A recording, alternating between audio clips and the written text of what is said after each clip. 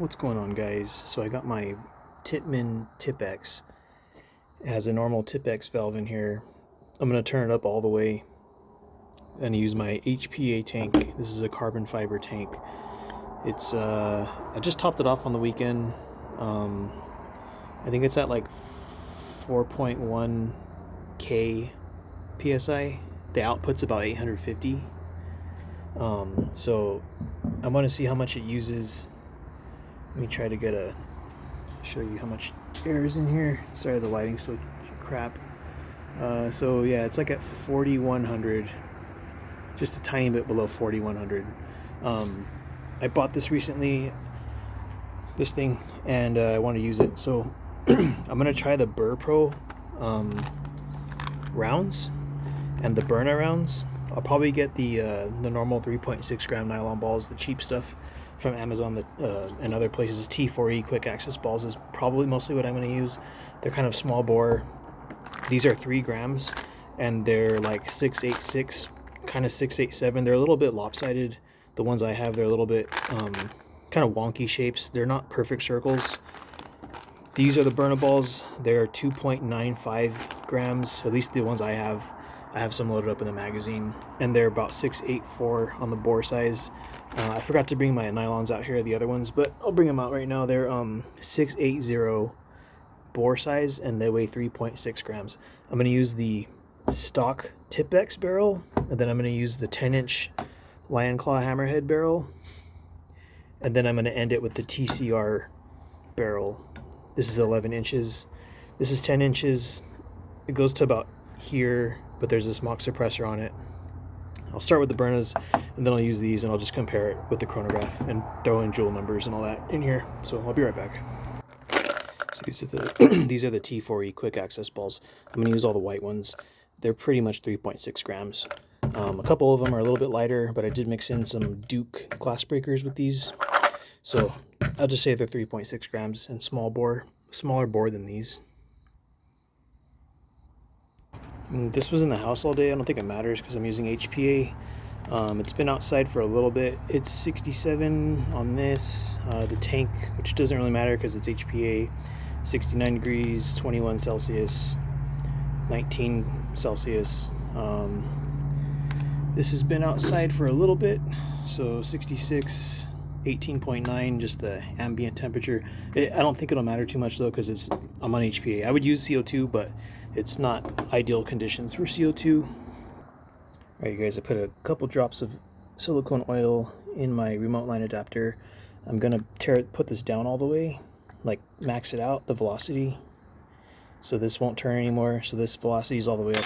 This is the normal TPX valve. So usually on an HPA tank, with the longer barrel on heavy ammo and the HPA tank, with the long barrel, it'll probably max out around 25 to 30 joules with the big barrel and heavy ammo. I'm not sure about the short barrel. At least mine maybe hits like 20 on CO2 with heavy balls. So I'll see what this does. It might be good, it might be bad, and I don't know. Alright, got you on the trash can lid thing that I used to shoot off of. So Byrna balls are first. The Byrpro knockoff Amazon stuff is second, and then I'll use the T4E quick access balls last. This is the stock barrel remote line, putting out about 850 PSI. It's a little bit higher, it's like 870. So here's the Byrna balls. There's the little orange B thing. That's what's in here. And let's see what this does. I'm expecting it to be like 350 to 380, but I could be wrong. Plus this hot shot might be kind of high. 434.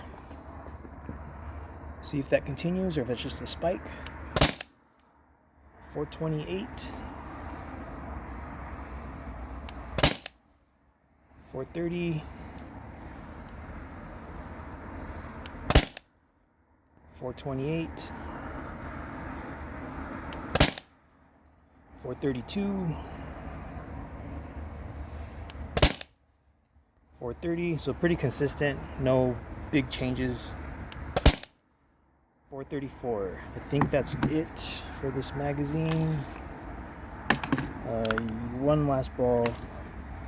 So this is the last ball for Byrna kinetic projectiles.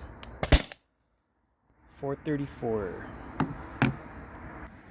Alright, next up I got the Byrpro green knockoff, kind of like Byrna projectiles. See what they do. These are 3 grams. Kind of, mine at least, are kind of wonky, like a little bit lopsided. So, same settings on the TPX, same barrel, same everything. 434. 426. 426.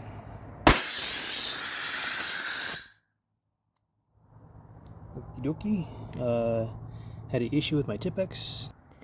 Alright guys, so my this thing popped off the back. I never thought that would happen, but yeah, this was cranked up all the way. Luckily my face was not behind this, and flew off somewhere over there. So I'll have to look for that different day, but that'll be the end of this test. This might become a parts gun. I could get a valve for it, but you know, obviously my shell is busted, so I'll have to figure out what I want to do with this guy. Let's see, I think I got this one for like 170 off eBay or something like that, 170 bucks. I haven't put too much work into it, but it's pretty crazy. There's one piece of the back right here. Pretty crazy, it popped on me. I didn't think that would happen. So yeah, I guess that'll be it for this video. I'll try this with my other stuff, probably with the A5 and stuff like that, but I'll have to look for the back cap of this valve. It's just dark out here, I can't find it right now. And maybe I'll look for whatever other pieces might be out here, wherever they may be. You know, there's another piece right here. So those are the 2 parts of the plastic, and it's pretty crazy. I never had a launcher pop on me like this before, so I'll look for that aluminum valve cap somewhere in this general direction, but it could be gone. But yeah, that's it's gonna be it for this video. I'm glad I'm not maimed or hurt by that thing. It's pretty nuts. I didn't think that would happen. I've put these launchers like 1100 psi in some of them, and they've worked fine, and this wasn't pressurized like obscenely long. It's only been pressurized for like 5 minutes. So here's the pieces I found. I think this is this side, and this is the other side. So yeah, that shit just straight popped off. Pretty nuts. Pretty nuts. So yeah, you guys be safe, have a good one, and I'll see you next time. Alright guys, I went looking around. I can't find the back cap, but I found my valve piston thing, and that O-ring flew off. This second O-ring has some cuts on it. I last took this apart maybe a month or 2 ago, and I haven't really put it through much wear and tear and stuff. This is the normal TPX valve, that's why there's 9 little holes on the outside, and usually that fits in here, but you know, obviously it blew off. I'm not going to be able to find the retaining ring, but I'll look for the other stuff later, because it's too dark. Everything pretty much landed in the same spot. I just can't find the valve cap. So one of the pieces of the body was right here, like the back plastic stuff. One was right here, one was like over there, and then that piston, that metal piece was like right here. And I haven't found the big like circle piece of aluminum. I should be able to find that pretty easily. I think this tree right here kind of stopped everything from going like beyond over here, but I've kind of scoured this area for about 5 minutes or so can't find that back cap. Yeah, so I'll keep looking for it. It's too dark for me to get good eyes on stuff. This light is really bright, this flashlight, but yeah, I can't find that cap. It should stick out because it's a piece of aluminum, like shiny metal in the middle of a bunch of dirt. And yeah, so I'll have to do my testing some other day. Maybe I won't use that that high of a pressure in it with the valve open all the way, or the velocity adjuster open all the way. I'm not sure. It's kind of random. I didn't think. I mean, it is held on by a retaining clip, and the instruction manual says do not put over, I think, 400 psi in there. So most HPA tanks, like even just a normal stock one, is putting out like 650, 700. So I've ran those TPXs on like 900 psi and like 1050. So that's the first time that's ever popped on me or failed that dramatically. But yeah, I'll look for this later. Thanks for checking it out, and see you guys next time.